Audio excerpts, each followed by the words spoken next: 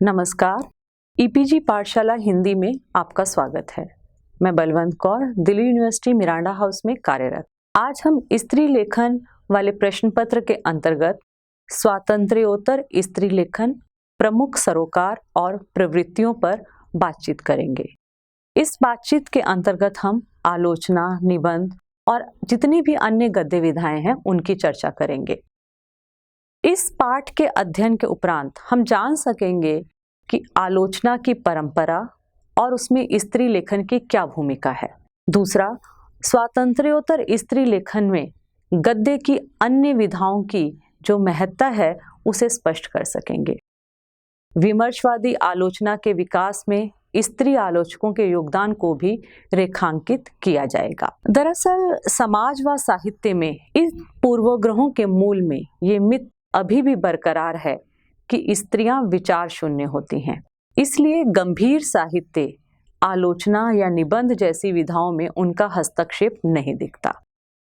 जबकि वास्तविकता ये है कि स्वतंत्रता से पूर्व विभिन्न पत्र पत्रिकाओं के उदय के साथ हिंदी में स्त्रियों के वैचारिक लेखन का भी आगाज हो गया था। सीमंतनी उपदेश की लेखिका एक अज्ञात हिंदू औरत तो 1882 में ही समाज में स्त्रियों की स्थिति को लेकर अपने विचार व्यक्त कर चुकी थी।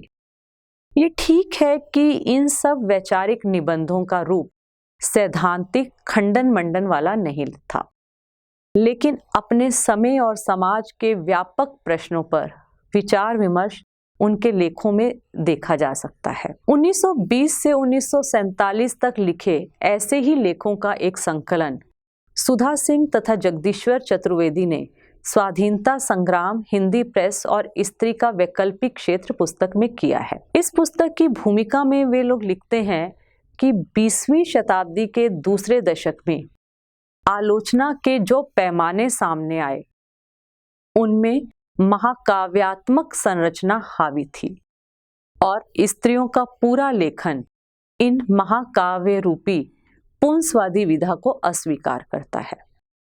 यही वजह है कि स्त्रियों का लेखन छोटे छोटे रूप में हमारे सामने आता है। छोटे निबंध, छोटी कविता, कहानी इत्यादि के रूप में स्वतंत्रता से पूर्व और पश्चात आलोचना के क्षेत्र में स्त्रियों का योगदान देखा जा सकता है। संस्मरण, रेखाचित्र आदि जो अन्य विधाएं हैं उसमें भी ये देखा जा सकता है, लेकिन स्त्री रचनाकारों के यहाँ आलोचना व निबंध को विभाजित करके देखने का चलन हमें नहीं दिखता है। महादेवी ने श्रृंखला की कड़ियों में लिखा कि विचार के क्षणों में मुझे गद्य लिखना ही अच्छा लगता है, क्योंकि उसमें अपनी अनुभूति ही नहीं बाह्य परिस्थितियों के विश्लेषण के लिए पर्याप्त अवकाश रहता है। अगर इस रूप में देखें तो स्त्री रचनाकारों के वैचारिक पक्ष को विधाओं में बांटकर नहीं देखा जा सकता, बल्कि गद्य की कोई भी विधा उनके वैचारिक या आलोचनात्मक संदर्भों को जानने व समझने का आधार हो सकती है। अब हम देखेंगे कि इतिहास में उनकी क्या स्थिति है आलोचना और अन्य विधाओं को लेकर। आचार्य रामचंद्र शुक्ल ने हिंदी साहित्य का पहला इतिहास लिखा और उन्होंने आधुनिक काल को गद्य काल कहा, क्योंकि उनके अनुसार इस युग में व्यापक स्तर पर विभिन्न गद्य विधाओं का विकास हुआ। आचार्य रामचंद्र शुक्ल अपने इस इतिहास में बंग महिला की दुलाई वाली कहानी को तो शामिल करते हैं, लेकिन अपने इस साहित्य इतिहास में आलोचना या विचार के क्षेत्र में किसी स्त्री के अवदान को रेखांकित नहीं करते। जबकि वास्तविकता यह है कि सैद्धांतिक या साहित्यिक आलोचना भले ही ना हुई हो, पर उस समय तत्कालीन पत्र पत्रिकाओं में स्त्रियों की मुक्ति आकांक्षा संबंधी निबंध लगातार छप रहे थे। दरअसल स्त्रियों के वैचारिक अवदान को नकारने का ये सिलसिला केवल आचार्य रामचंद्र शुक्ल तक ही सीमित नहीं रहा, बल्कि शुक्ल जी के बाद लिखे जाने वाले इतिहास या जितने भी आलोचना ग्रंथ लिखे गए, इस अभाव को देखा जा सकता है। आचार्य रामस्वरूप चतुर्वेदी ने जरूर अपने इतिहास, हिंदी साहित्य और संवेदना का विकास में महादेवी वर्मा और प्रोफेसर निर्मला जैन के वैचारिक योगदान को आलोचना की एक धारा के रूप में रेखांकित किया है। वहीं पर विश्वनाथ त्रिपाठी ने भी हिंदी आलोचना नाम की जो उनकी किताब है उसमें महादेवी वर्मा के वैचारिक योगदान को शामिल किया है। लेकिन जब प्रोफेसर निर्मला जैन हिंदी आलोचना की 20वीं सदी का इतिहास लिखती हैं और उसको 2012 में परिवर्तित करती हैं, उस ग्रंथ में उनमें आलोचना की विमर्शवादी प्रवृत्तियों की चर्चा के अंतर्गत वो दलित आलोचकों की गणना तो करती हैं, लेकिन ताज्जुब है कि स्त्री आलोचकों के नाम का जिक्र करने से वह भी बचती नजर आती हैं और ये मानती हैं कि जितना सार्थक नारीवादी रचनात्मक साहित्य इस दौर में प्रकाश में आया है उसकी तुलना में उल्लेखनीय, गंभीर, मौलिक और प्रामाणिक चिंतन जिसका रिश्ता जमीनी सच्चाई से हो ना के बराबर है। यानी वो रचनात्मक गद्य को तो स्वीकार करती हैं लेकिन स्त्रियों के आलोचना कर्म को कहीं पर भी स्वीकार नहीं करती। अब हम देखते हैं कि आलोचना की परंपरा कहाँ रही है और उसमें स्त्रियों ने क्या भूमिका निभाई है। स्वातंत्र्योत्तर आलोचना के क्षेत्र में महादेवी वर्मा का महत्वपूर्ण योगदान है। डॉक्टर रामस्वरूप चतुर्वेदी ने हिंदी साहित्य और संवेदना का विकास में महादेवी वर्मा के निबंधों को आलोचना के अंतर्गत महत्व दिया है और कहा है कि उनके निबंध अधिकतर साहित्यिक या सामाजिक समस्याओं, प्रश्नों से संबद्ध, प्रधानतः विवेचन परक हैं, जो अपने युग के काव्य की आधार भूमि खोजना चाहते हैं। काव्य कला, छायावाद, रहस्यवाद, गीति काव्य, यथार्थ और आदर्श शीर्षक निबंध प्रसाद की ही तरह साहित्य की सैद्धांतिक समस्याओं का तात्विक विवेचन करते हैं। विश्वनाथ त्रिपाठी महादेवी की आलोचना दृष्टि का मूल्यांकन करते हैं और वे मानते हैं कि वे सत्य को काव्य का साध्य और सौंदर्य को उसका साधन मानती हैं। कला सत्य को ज्ञान नहीं बल्कि अनुभूति के माध्यम से खोजती हैं। महादेवी के वैचारिक निबंधों का संग्रह श्रृंखला की कड़ियां 1942 में प्रकाशित हुआ, जिसमें उन्होंने पुरुष सत्तात्मक समाज में स्त्री की स्थिति और नियति के प्रश्न को उठाया है। वे कहती हैं कि सामाजिक अधिकारों के लिए यही सत्य है, जो बंधन पुरुषों की स्वेच्छाचारिता के लिए इतने शिथिल होते हैं कि उन्हें बंधन का अनुभव ही नहीं होता, वे ही बंधन स्त्रियों को परावलंबनी या दास्ता में कस देते हैं।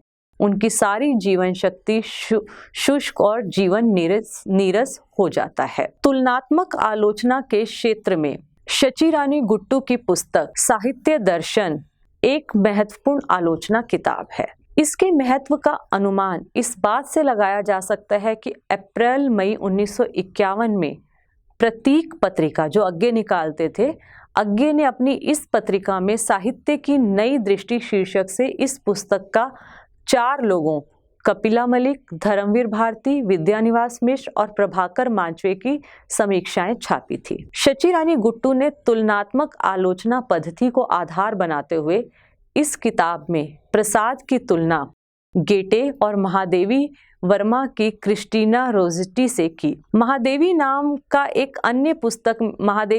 एक अन्य पुस्तक है जो शची रानी गुट्टू की है। उसमें वे लिखती हैं कि महादेवी और क्रिस्टीना की काव्य साधना बाह्य एवं अंत्य चेतना का एकीकरण है, जिसमें उनकी व्यक्तिक आत्मानुभूति की छाप, कल्पना की कमनीयता और एकांतिक आत्मसमर्पण की भावना है। उनकी काव्यगत आत्मा रहस्यमय और अंधकार की निविड़ता से ओतप्रोत किंतु अरूप सौंदर्य की प्रकाश रेखाओं को यंत्रतंत्र छिटकाती हुई उनकी मूक अंतध्वनि एवं विवश आकुलता और हृदय की छटपटाहट आंसुओं की राह बाहर छहर छहर पड़ती है।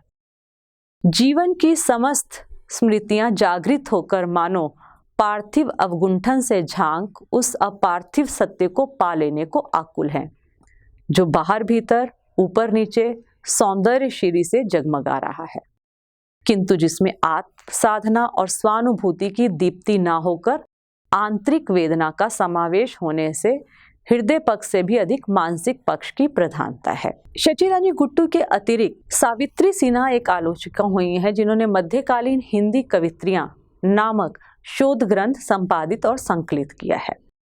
अपने शोध ग्रंथ में मध्यकाल की कुछ अज्ञात कवित्रियों को खोजकर उनकी रचनाओं का उन्होंने विस्तार से मूल्यांकन व विश्लेषण किया है। वरिष्ठ लेखिका निर्मला जैन पिछले कई दशकों से आलोचना के क्षेत्र में सक्रिय हैं।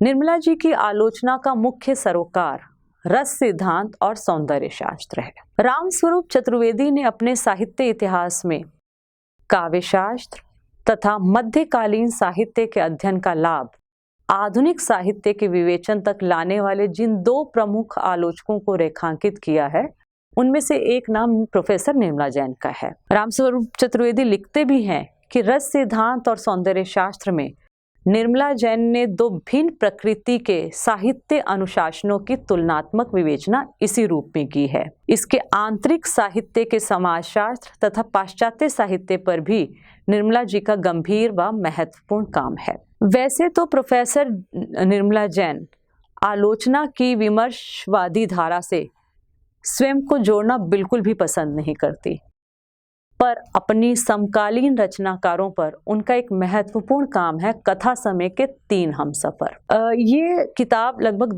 2011 में प्रकाशित हुई थी और इसकी भूमिका में निर्मला जी लिखती हैं, कुल जमा किस्सा ये है कि नई कहानी को सुनियोजित आंदोलन के रूप में चलाने की योजना जिन लोगों ने बनाई, उन्हीं के समानांतर बिना किसी आंदोलनात्मक तेवर या मुद्रा अख्तियार किए ये तीनों महिलाएं पूरी निष्ठा और समर्पित मनोभाव से कहानियां लिख रही थी। ये कहना ज्यादा सही होगा कि इनकी आरंभिक रचनाएं अपने पुरुष हमराहियों की तुलना में बेहतर थी। निर्मला जैन के बाद अगर हम देखें तो इस दौर में कुछ अन्य स्त्री आलोचक भी आलोचना के क्षेत्र में सक्रिय थी। मीरा के जीवन व साहित्य को आधार बनाकर पद्मावती शबनम ने मीरा व्यक्तित्व और कृतित्व नामक पुस्तक लिखी।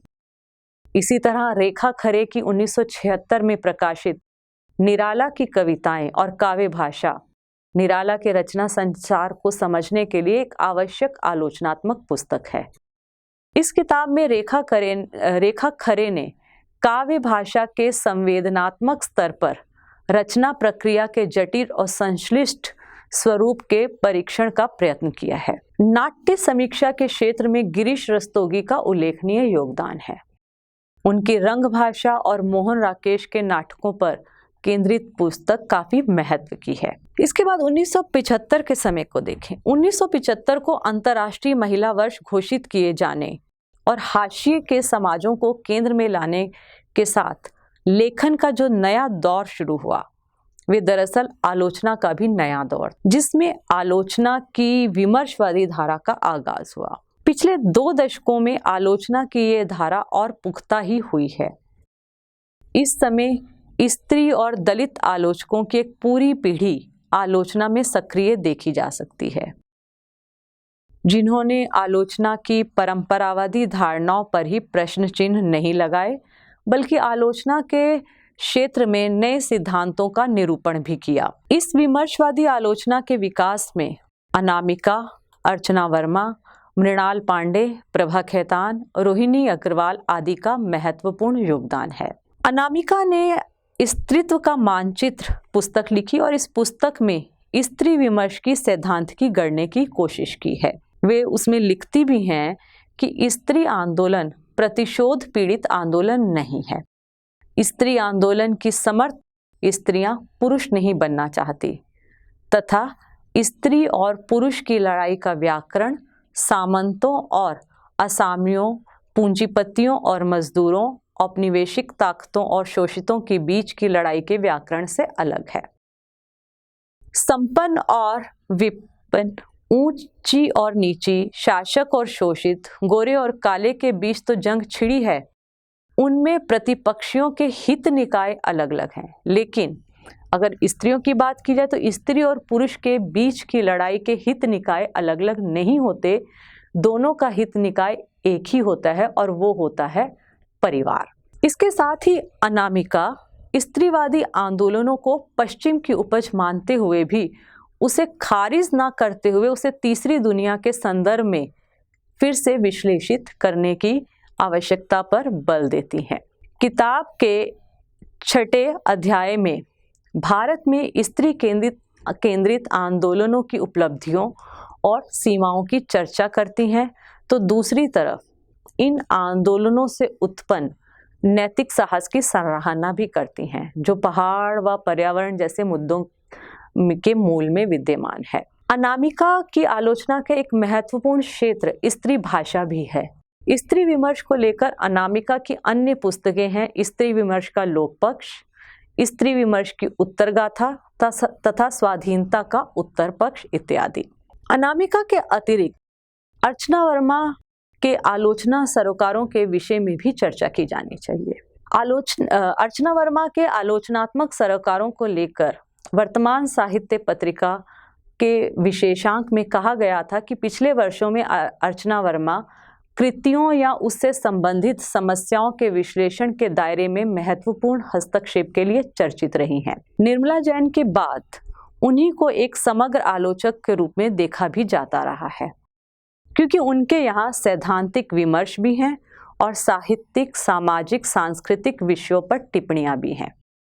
कृतियों और कृतिकारों के मर्म का विवेचन भी है और इसमें संदेह नहीं कि उनमें एक आलोचक की आस्वाद क्षमता और मूल्यांकन विवेक भी है। विभिन्न पत्र पत्रिकाओं में गंभीर समीक्षात्मक लेखों और मासिक पत्रिका कथादेश में अपने गंभीर बौद्धिक संपादकियों में अर्चना वर्मा समकालीन बहसों में लगातार हस्तक्षेप करती रहती हैं। अस्मिता का स्त्रीवादी स्वर, स्त्री विमर्श की अवधारणाओं व साहित्य सिद्धांतों को भारतीय संदर्भ में पहचानने और समझने के लिए आवश्यक किताब है। स्त्री विमर्श को भिन्नताओं का समारोह कहा जा सकता है। पितृसत्ता से उसके विरोध का आरंभ ही इस बिंदु से होता है कि स्त्री को उसकी भिन्नता का दंड देते हुए पितृसत्ता उसे इतिहास से बाहर धकेलती है। इस विरोध के विस्तार में है उस बात का विरोध भी शामिल है जो किसी किस्म की सार्वभौमिकता का प्रतिपादन करती है। ये अर्चना वर्मा अपनी किताब में कहती हैं। इसके अतिरिक्त अर्चना वर्मा की एक और किताब है निराला के सृजन सीमांत, जिसमें वे निराला के माध्यम से अपनी परंपरा और आधुनिकता को समझने की कोशिश करती हैं। हिंदी आलोचना के क्षेत्र में सुमन राजे भी एक जाना पहचाना नाम है। सुमन राजे का अधिकतर आलोचना कर्म साहित्य इतिहासों के संदर्भ में है। साहित्य इतिहास, आदिकाल, साहित्य इतिहास, संरचना और स्वरूप, फिर काव्य रूप, संरचना, उद्भव और विकास सुमन राजे के प्रमुख आलोचना ग्रंथ हैं। लेकिन सुमन राजे की व्यापक ख्याति का आधार उनकी किताब हिंदी साहित्य का आधा इतिहास है, जिसमें उन्होंने स्त्री रचनात्मकता को ऐतिहासिक कालक्रम में प्रस्तुत किया है और अभी तक लिखे गए हिंदी साहित्य के इतिहासों में स्त्री रचनाकारों की अनुपस्थिति के सवाल को उठाया है। हिंदी साहित्य का आधा इतिहास के अतिरिक्त सुमन राजे ने इतिहास में स्त्री नाम से भी एक किताब लिखी है। इस कड़ी में स्त्री विमर्शकार एवं कथा आलोचक के रूप में रोहिणी अग्रवाल को भी देख सकते हैं। रोहिणी अग्रवाल ने हिंदी साहित्य में अपना महत्वपूर्ण स्थान बनाया है। 2011 में उनकी महत्वपूर्ण पुस्तक स्त्री लेखन, स्वप्न और संकल्प प्रकाशित हुई। 13 अध्यायों में विभाजित यह किताब स्त्री के नजरिए से स्त्री लेखन का पाठ है। लेखिका की मान्यता है कि स्त्री लेखन स्त्री की मानवीय अस्मिता के लिए लड़े जाने वाली वैचारिक लड़ाई है। इसका अभिप्रेत पुरुष को पछाड़कर अपने वर्चस्व का परचम फहराना नहीं, बल्कि समाज में पितृसत्तात्मक व्यवस्था का कोई बेहतर समतामूलक मानवीय विकल्प खोजना है। रोहिणी अग्रवाल के कथा आलोचन का फलक विस्तृत है। वे न केवल प्रेमचंद से लेकर युवतर कथा लेखन तक को अपने आलोचना कर्म में शामिल करती हैं, बल्कि 50 वर्ष के अंतराल पर लिखी गई 2 कहानियों की तुलनात्मक आलोचना करते हुए समय को उसकी अनवरतता और विशिष्टता में पकड़ने की कोशिश करती हैं। कहानी उनके लिए विश्लेषण की वस्तु नहीं है, संवाद की जमीन है, जहां बुनी गई घटनाओं, पात्रों, चरित्रों और परिवेश के साथ एकमय हो वे गहरी तन्लीनता में डूब जाती हैं। और जाहिर है उनकी कथालोचना कृति का आलोचनात्मक मूल्यांकन भर नहीं रहती, बल्कि कथाकृति के समानांतर रचा गया एक पूरक पाठ भी बन जाती है। इसी चीज को रोहिणी की इसी आलोचना दृष्टि को रेखांकित करते हुए लिखा गया कि रोहिणी अग्रवाल की कथा आलोचना में सिद्धांतों की शुष्कता नहीं है, वह अपने सर्जनात्मक विवेक और व्यवहारिक उदाहरणों से आलोचना को संवाद धर्मी बनाती हैं। हिंदी उपन्यासों में कामकाजी महिला, एक नज़र कृष्णा सोबती पर, इतिवृत्त की संरचना और स्वरूप, समकालीन कथा साहित्य, सरहदें और सरोकार, साहित्य की जमीन और स्त्री मन के उच्छ्वास, हिंदी उपन्यास का स्त्री पाठ, हिंदी कहानी वक्त की शिनाख्त और सृजन का राग, साहित्य का स्त्री स्वर तथा हिंदी उपन्यास समय से संवाद रोहिणी अग्रवाल की अन्य आलोचना पुस्तकें हैं। विमर्शवादी आलोचना के अंतर्गत अगर हम देखें तो पुरानी कृतियों का पुनर्पाठ या व्याख्या भी अब संभव हुई है। इस दिशा में सविता सिंह की शमशेर की कविता टूटी बिखरी का पाठ, जो कि उद्भावना पत्रिका में आया था, शमशेर विशेषांक निकला था उद्भावना पत्रिका का, उसमें शामिल हुआ था। इसी पुनर्व्याख्या के क्रम में हम शालिनी माथुर द्वारा अनामिका व पवन कर्ण की कविताओं का भी स्त्रीवादी पाठ किया गया था, जो कि कथादेश में आया था। टूटी बिखरी कविता का पुनर्पाठ करते हुए सविता सिंह लिखती हैं कि शमशेर बहादुर सिंह को पढ़ते हुए लगता है उनका सौंदर्य बोध कितना लैंगिक है, और स्त्रीवादी चिंतन जो सौंदर्य बोध के पार उसके खिलाफ भी जाना चाहता है, अपने आप में कितना जरूरी है। स्त्री मुक्ति के लिए हमें तमाम सुनहरे पिंजरे, तमाम झिलमिल किरणों में रची गई धारणाएं त्यागनी होंगी, हमें उसके भी पार उतरना होगा। इसी प्रकार हम देखें तो पुनर्व्याख्या के क्रम में मैत्री पुष्पा की आवाज तथा तब्दील निगाहों में उनका चिंतक रूप देखा जा सकता है। तब्दील निगाहों में तो मैत्री ने गोदान, चित्रलेखा, ध्रुव स्वामिनी, राग दरबारी आदि कृतियों को स्त्री के नजरिए से विश्लेषित व्याख्यात करने की कोशिश की है। विमर्शवादी आलोचना के अंतर्गत बहुत सी स्त्री रचनाकारों के लेखों के संग्रह भी सामने आए हैं, जिन्होंने अपने समय, समाज व संस्कृति को स्त्रीवादी दृष्टि से देखने व समझने की कोशिश की है। इसी तरह के कुछ लेख और किताबें हैं। मृणाल पांडे की स्त्री देह की राजनीति से देश की राजनीति तक, या फिर उनकी किताब परिधि पर स्त्री, जिसमें कामगार स्त्रियों से जुड़ी समस्याओं को उभारा गया है। इस कड़ी में रमणिका गुप्ता की पुस्तक स्त्री मुक्ति संघर्ष और इतिहास है, जिसमें गांव व कस्बों में रहने वाली दलित आदिवासी स्त्रियों के दृष्टिकोण से स्त्री विमर्श को देखा गया है।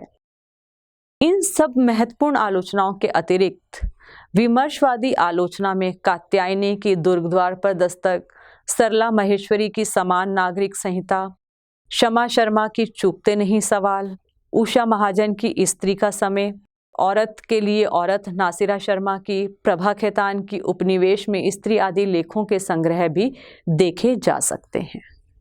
अन्य गद्य विधाओं में स्त्रियों का क्या योगदान रहा है, उस पर भी निगाह डालेंगे।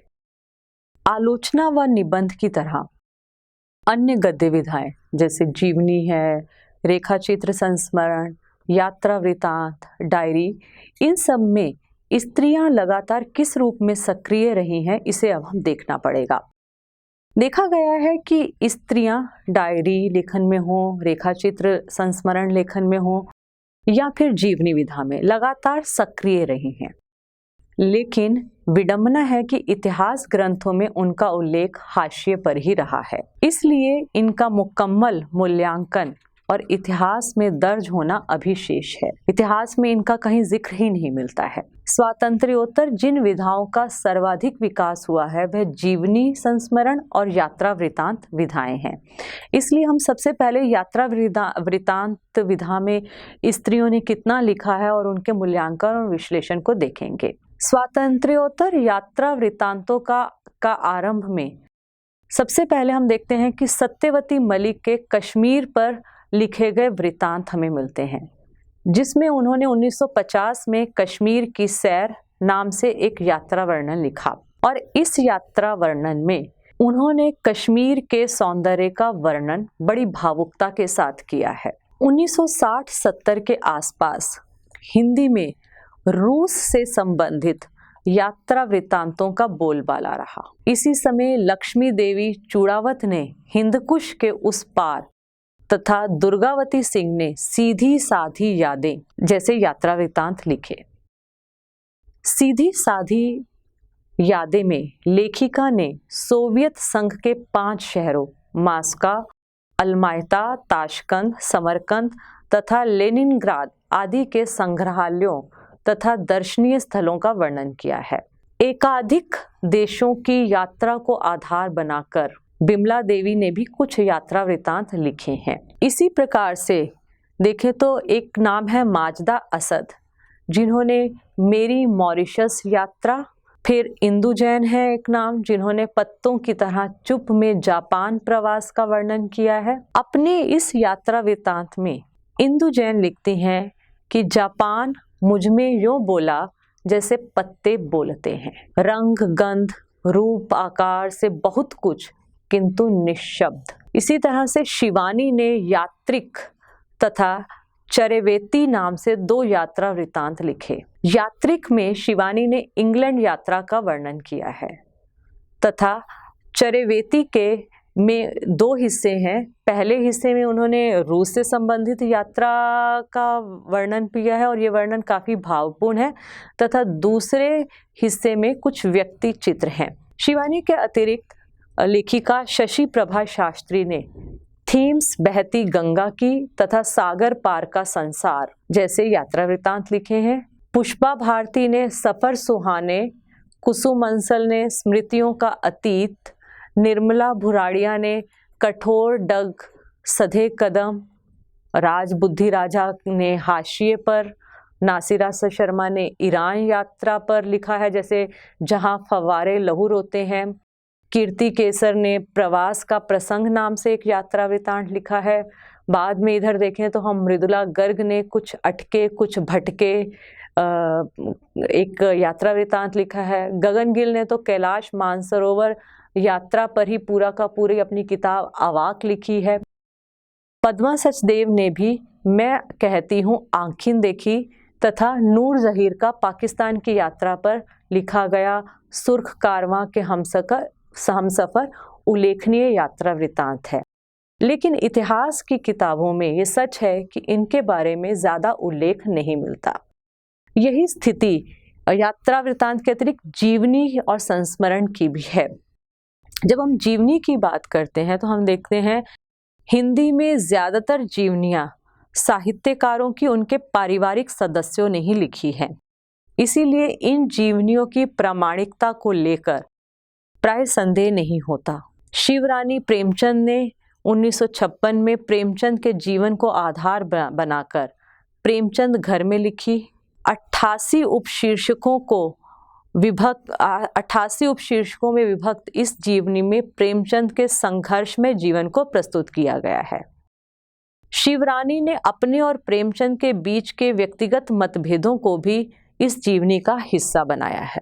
1970 में हम देखते हैं शांति जोशी ने अपने भाई सुमित्रानंद पंत के जीवन और साहित्यिक परिवेश को सुमित्रानंदन पंत जीवन और साहित्य में शामिल किया है। इसी प्रकार कुमुद नागर ने अमृतलाल नागर की वटवृक्ष की छाया में, सुलोचना रांघे राघव ने रांघे राघव की जीवनी एक अंतरंग परिचय, बिंदु अग्रवाल ने भारत भूषण अग्रवाल की जीवनी स्मृति के झरोखे में, महिमा मेहता ने उत्सव पुरुष श्री नरेश मेहता तथा सुधा चौहान ने सुभद्रा कुमारी चौहान की जीवनी लिखी है। गायत्री कमलेश्वर ने कमलेश्वर की जीवनी कमलेश्वर मेरे हमसफर लिखी है। इन जीवनियों के अतिरिक्त हम देखते हैं कि प्रतिभा अग्रवाल ने 1997 में प्यारे हरिश्चंद्र जू नाम से बाबू हरिश्चंद्र की जीवनी भी लिखी थी। इन सभी जीवनियों की विशेषता है कि जहां यह रचनाकारों के प्रामाणिक जीवन को प्रस्तुत करती हैं, वहीं इन जीवनियों में संस्मरणात्मकता का तत्व भी प्रधान है। अब हम रेखाचित्र और संस्मरण विधा में जो स्त्रियों ने उल्लेखनीय योगदान दिया है उनको देखेंगे। हिंदी में स्त्री रचनाकारों के रेखाचित्र संस्मरण लेखन का प्रारंभ आजादी से पहले महादेवी वर्मा के अतीत के चलचित्र के साथ ही प्रारंभ हो गया था। स्वातंत्र्योत्तर ये सिलसिला महादेवी की स्मृति की रेखाओं, पथ के साथी, स्मारिका, मेरा परिवार से विकसित हुआ। महादेवी ने इन संस्मरणात्मक रेखा चित्रों में अपने संपर्क में आने वाले दीनहीन, उपेक्षित व्यक्तियों के जीवन को आधार बनाया है। महादेवी के संस्मरण व रेखा चित्रों की बड़ी विशेषता ये है कि ये समाज केंद्रित हैं, आत्म केंद्रित नहीं है। अपने समकालीनों की तरह उन्होंने केवल प्रसिद्ध व्यक्तियों या समकालीन साहित्यकारों को ही रेखा चित्रों के केंद्र में नहीं रखा। सत्यवती मलिक ने एक किताब लिखी अमिट रेखाएं। इसमें उन्होंने अपनी रचनाओं के साथ साथ अपने समय के अन्य महत्वपूर्ण साहित्यकारों की रचनाओं को भी शामिल किया है।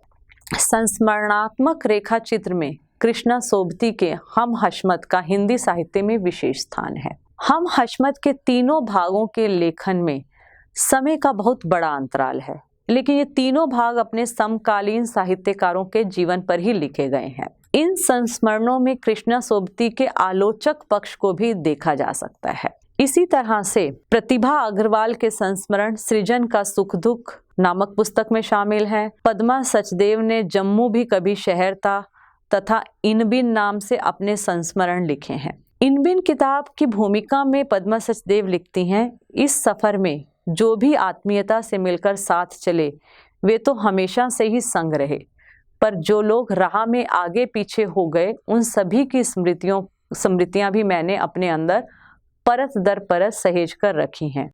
उन्हीं के बारे में मैंने ये किताब लिखी है। इसके अतिरिक्त देखें तो पद्मा सचदेव की संस्मरणात्मक और रेखा चित्रों की किताब लता ऐसा कहाँ से लाऊं भी है।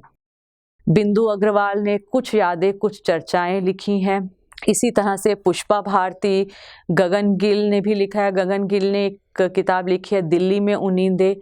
ये कुछ उल्लेखनीय संस्मरणात्मक पुस्तकें हैं। इनके अतिरिक्त ज्योत्सना मिलन ने स्मृति होते होते में अज्ञे, निर्मल वर्मा, राजेंद्र शाह, स्वामीनाथन, हिम्मत शाह, नवीन सागर, वीरेंद्र जैन आदि के व्यक्तित्व को केंद्र में रखकर संस्मरणों की रचना की है। संस्मरण विधा में दिल्ली के इतिहास व संस्कृति को प्रस्तुत करती प्रोफेसर निर्मला जैन की दिल्ली शहर दर शहर एक महत्वपूर्ण पुस्तक है। ममता कालिया ने अपने संस्मरणों को कितने शहरों में कितनी बार में प्रस्तुत किया है।